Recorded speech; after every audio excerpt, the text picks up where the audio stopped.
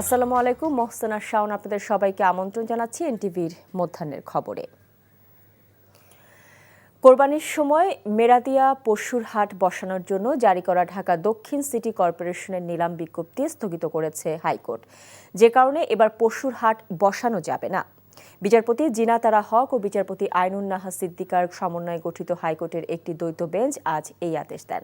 চলতি বছরে কোরবানির জন্য পশুর হাটের নিলাম বিজ্ঞপ্তি জারি করে ঢাকা দক্ষিণ সিটি কর্পোরেশন, কিন্তু হাট এলাকার বাসিন্দারা পশুর হাট বাতিল চেয়ে হাইকোর্টে রিট আবেদন দায়ের করে। রিটের শুনানিতে আইনজীবী বলেন, আবাসিক এলাকার ভেতরে আইনগতভাবে পশুর হাট বসানোর সুযোগ নেই, এতে জনসাধারণের স্বাভাবিক চলাফেরা ব্যাহত হবে। হাইকোর্ট আবাসিক এলাকার বাস্তবতা বিবেচনায় নিয়ে মেরাদিয়া পশুর হাটের বিজ্ঞপ্তি বাতিল করে দেন।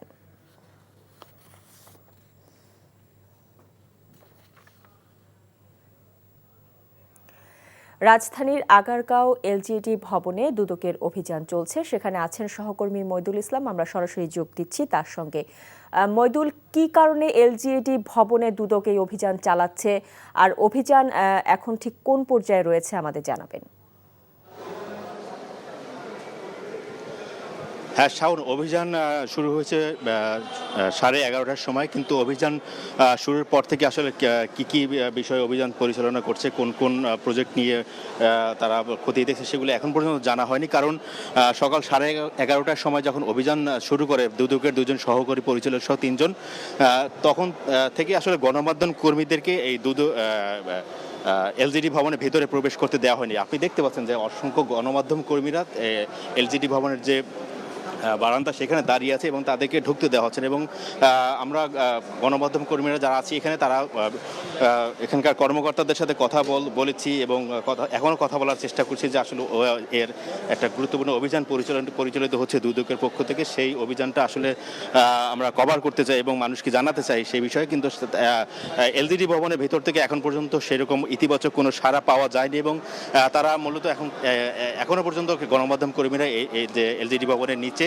এবং সেখানে আছে। এবং আমরা এর আগে আপনি জানেন যে বিগত কিছুদিন ধরেই দুদক থেকে বিভিন্ন প্রতিষ্ঠান, অধিদপ্তর এবং হাসপাতালেও অভিযান পরিচালিত হচ্ছে এবং সেখানেও কিন্তু গণমাধ্যম কর্মীরা কিন্তু সেই ঘটনার নিউজ কভারেজ করেছে এবং মানুষকে জানিয়ে আসছে। কিন্তু এলজিডি ভবনের এখানে আসলে আজকে ব্যতিক্রম আমরা পরিস্থিতি মোকাবেলা করছি এবং সকাল থেকে 11:30 থেকে মূলত আমরা এখানে অবস্থান করছি, কিন্তু আমরা ভেতরে ঢুকতে পারছি না এবং অভিযান সম্পর্কে আমরা বিস্তারিত কোনো তথ্য জানতে পারছি এবং কি নিয়ে মূলত অভিযানটা পরিচালিত হচ্ছে এবং কোন কোন খাতে দুর্নীতি হচ্ছে বা সেগুলো কি কি ক্ষতি দেখছে এবং সে বিষয়ে কোনো আমরা তথ্য এখন পর্যন্ত পাইনি, যেটা আমরা আপনাদেরকে জানাতে পারবো। এবং এই বিষয়ে আমরা এখনও এলজিডি ভবনের যারা কর্মকর্তা আছেন এবং এখানে যারা আছেন তাদের সহযোগিতা কামনা করছি এবং সে বিষয়ে এখন পর্যন্ত আমরা কিন্তু ইতিবাচক যখন সাড়া পাবো এবং ভিতরে যখন যেতে পারবো, তখন মূলত আমরা বিস্তারিত আমরা আপনাদেরকে জানাতে পারবো যে কি বিষয়ে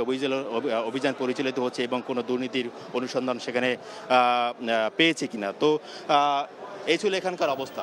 শাওন, জানছিলাম এলজিইডি ভবনে দুদকের অভিযানের খবর। জাতীয় ঐকমত্য কমিশনের যেহেতু কোনো রাজনৈতিক অভিলাষ নাই, তাই মে-জুনের মধ্যে তারা রাজনৈতিক ঐকমত্যে পৌঁছবে বলে আশা প্রকাশ করেছেন বিপ্লবী ওয়ার্কার্স পার্টির সাধারণ সম্পাদক সাইফুল হক। জাতীয় ঐকমত্য কমিশনের সাথে বৈঠকের সূচনা বক্তব্যে তিনি এমন আশা প্রকাশ করেন। সকালে জাতীয় সংসদ ভবনের এলডি হলের কমিশন কার্যালয়ে এই বৈঠক শুরু হয়। ফ্যাসিস্ট সরকারের বিরুদ্ধে রাজপথের সংগ্রামে রাজনৈতিক দলগুলোর অবদানের কথা উল্লেখ করে কমিশনের সহসভাপতি অধ্যাপক আলী রিয়াজ বলেন, কমিশন এমন একটি সনদ তৈরি করে দিতে চায় যাতে কেউ আর ক্ষমতায় গিয়ে স্বৈরাচারী হয়ে উঠতে না পারে। ওয়ার্কার্স পার্টির সাধারণ সম্পাদক বলেন, সবার প্রতিশ্রুতি অনুসারে একটি অবাধ, সুষ্ঠু ও নিরপেক্ষ নির্বাচন আয়োজনকে প্রধান লক্ষ্য ধরে কাজটা এগিয়ে নিয়ে যাওয়ার উপর গুরুত্বারোপ করেন। আমরা চাই, বাংলাদেশের মানুষ চান, যারা প্রাণ দিয়েছেন তাদের কাছে আমাদের অঙ্গীকার, তাদের কাছে আমাদের দায় হচ্ছে আমরা যেন এই সুযোগকে হাতছাড়া না করি, যেন আমরা প্রকৃতপক্ষেই রাষ্ট্র বিনির্মাণের প্রক্রিয়াটা শুরু করতে পারি। আগামী মে মাসের মধ্যে না হলেও আর্লি জুন আমরা দলগুলোর মধ্যে আলাপ আলোচনা করে বোঝাপড়া তৈরি করে আমরা ন্যূনতম জাতীয় ঐক্যের প্রশ্নে আমরা একমত হতে পারব এবং এটাই হবে এবারকার ছাত্র শ্রমিকদের অভ্যুত্থানের সবচেয়ে বড় একটা রাজনৈতিক অর্জন। মাগুরার শিশু আসিয়া ধর্ষণ ও হত্যা মামলায় আজ 10 জনের সাক্ষ্য গ্রহণ করে আদালত। সকালে মাগুরা নারী ও শিশু নির্যাতন দমন ট্রাইব্যুনাল আদালতের বিচারক এম জাহিদ হাসানের আদালতে তাদের সাক্ষ্য গ্রহণ হয়। এরা হলো ঢাকা দক্ষিণ যুবদলের সদস্য সচিব রবিউল ইসলাম নয়ন, আসিয়ার বোন জবেদা, সাইফুল শেখ, জোহরা হিটুর প্রতিবেশী জোহর ও শিহাব শেখ, মদিনাতুল গোরস্থান মাদ্রাসার খাদেম জামাল মোল্লা, মাগুরার সদর থানার পরিচ্ছন্ন কর্মী আসাদুজ্জামান নবীন, সদর থানার এএসআই এমাদুল হক ও রমজান আলী। বাদীসহ 37 জন সাক্ষীর মধ্যে 3 দিনে আরও 16 জনের সাক্ষ্য গ্রহণ করা হয়েছে। মামলা দ্রুত নিষ্পত্তির স্বার্থে প্রতিদিন সাক্ষ্য গ্রহণ চলবে। গত 13 এপ্রিল মাগুরায় আলোচিত শিশু আসিয়া ধর্ষণ মামলায় আদালতে চার্জশিট দাখিল করে পুলিশ। 1991 সালের 29 এপ্রিল মধ্যরাতে কক্সবাজার, চট্টগ্রাম, নোয়াখালী, বরিশাল, পটুয়াখালী, বরগুনা সহ দেশের উপকূলীয় জনপদে নেমে আসে প্রলয়ঙ্কারী ঘূর্ণিঝড় ও জলোচ্ছ্বাস। সেই ঝড়ে লণ্ডভণ্ড হয়ে যায় কক্সবাজার সহ দেশের উপকূলের বিস্তীর্ণ এলাকা। সরকারি হিসেবে ওই ঘূর্ণিঝড়ে 1,40,000 মানুষের প্রাণহানি ঘটার পাশাপাশি নিখোঁজ হয় অসংখ্য মানুষ। ওই ঘূর্ণিঝড়ে 34 বছর পর কক্সবাজার সহ উপকূলের মানুষ এখনও অনিরাপদ জীবনযাপন করছেন। কক্সবাজারের ইকরাম চৌধুরী টিপুর পাঠানো রিপোর্টে থাকছে বিস্তারিত। 29 এপ্রিলের ঘূর্ণিঝড়ে কক্সবাজার ও চট্টগ্রাম উপকূলের মধ্যে সবচেয়ে ক্ষতিগ্রস্ত হয় কুতুবদিয়া দ্বীপ। ঘূর্ণিঝড়ে সৃষ্ট 20 ফুট উচ্চতার জলোচ্ছ্বাসে লণ্ডভণ্ড হয়ে গিয়েছিল এই দ্বীপ। প্রাণ হারায় অন্তত 45,000 মানুষ। ঘরবাড়ি হারিয়ে নিঃস্ব হয়ে পড়ে কয়েক হাজার পরিবার। গত 3 দশকে সাগরের ভাঙনে বসতভিটা হারিয়ে এ দ্বীপের আরও প্রায় 60,000 মানুষ উদ্বাস্তু হয়েছে। দ্বীপের দক্ষিণে ভাঙনে প্রতিনিয়ত ছোট হচ্ছে সাগরকন্যা খ্যাত এই দ্বীপ। সাগরের ভাঙনের কারণে শত শত ঘরবাড়ি নদী সাগরের জোয়ারে ভেসে যাচ্ছে। প্রতি রাতেই আমাদের ঘুম জাগে, কখন জোয়ার ওখানে আসছে, কখন আমরা হারিয়ে যাচ্ছি। কি অদৃশ্য কারণ আমরা স্থায়ীভাবে বেড়িবাঁধ পাচ্ছি না। আমাদের পূর্ণাঙ্গ একটা দাবি হলো আমরা স্থায়ীভাবে একটা বেড়িবাঁধ চাই। বেড়িবাঁধ নেই, যে কারণে জোয়ারের পানি ঢুকে কুতুবদিয়া দ্বীপের 3,000 একর জমি চাষাবাদের অযোগ্য হয়ে যায়। একইভাবে কয়েক হাজার একর সাগরের নোনা পানিতে তলিয়ে যায়।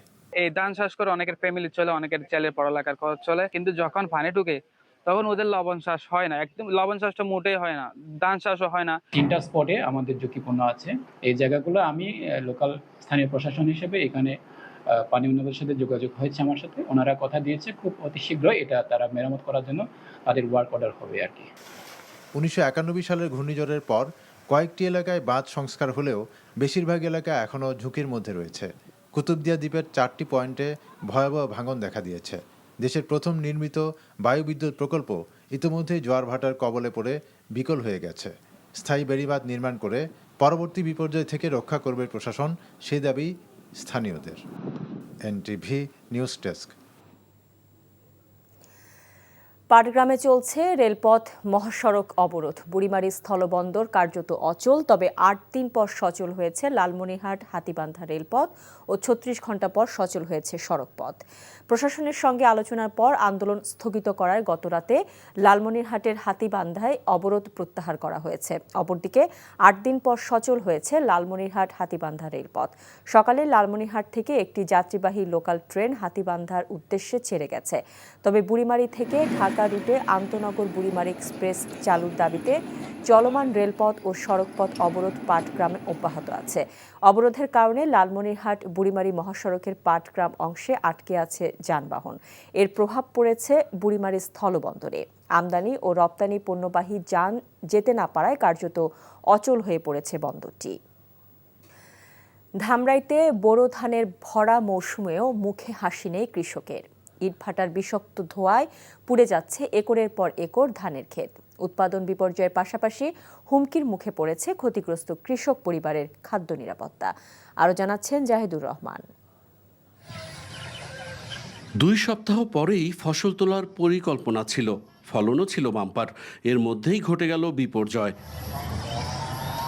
ইটভাটার বিষাক্ত ধোঁয়ায় পুড়ে গেল 3টি ইউনিয়নের একরের পর একর ধান ক্ষেত।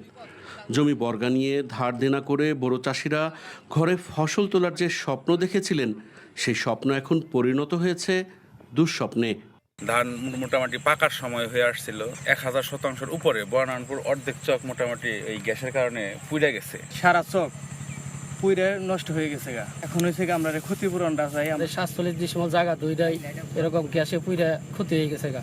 এখন আমার বছর চলাই আমার কষ্ট হয়ে যাবে। ফসলি জমির মধ্যে গড়ে ওঠা শতাধিক অবৈধ ইটভাটার বিষাক্ত ধোঁয়ায় পুড়ে গেছে ধামরাইয়ের আমতা, কালামপুর ও সম্ভাগ ইউনিয়নের একরের পর একর ধান ক্ষেত। কৃষি বিভাগও এত বড় ক্ষতির কথা স্বীকার করেছে এবং বলেছে ক্ষতিগ্রস্তদের তালিকা করে ক্ষতিপূরণ আদায়ে আইনগত ব্যবস্থা নেওয়া হবে। ইটভাটাগুলো তাদের চুল্লিগুলো বন্ধ করে দেওয়াতে 150 থেকে 160 হেক্টরের মতো জমির ধান ক্ষতিগ্রস্ত হয়েছে। তাদের যে ক্ষতিপূরণের ব্যবস্থা কৃষকদের সাথে আমরা ডাটাবেস গুলো নিচ্ছি যে কতজন কৃষক আর কতটুকু জমি, সেইগুলো আমরা নিয়ে আমরা পরবর্তী আইনি ব্যবস্থার জন্য পদক্ষেপ নেব দ্রুত। এমন পরিস্থিতির জন্য উপজেলা প্রশাসন ও পরিবেশ অধিদপ্তরের অবহেলাকে দায়ী করছেন অনেকে। Jahidur Rahman, NTV news, Dhamrai, Dhaka. এ ছিল মধ্যাহ্নের খবরে। এই খবরের ভিডিও সহ আপডেট জানতে ভিজিট করুন এনটিভি অনলাইন www.ntvbd.com। এছাড়াও এনটিভি জনপ্রিয় সব অনুষ্ঠান ও খবরের আপডেট জানতে ভিজিট করুন আমাদের ইউটিউব ও ভেরিফাইড ফেসবুক পেজ।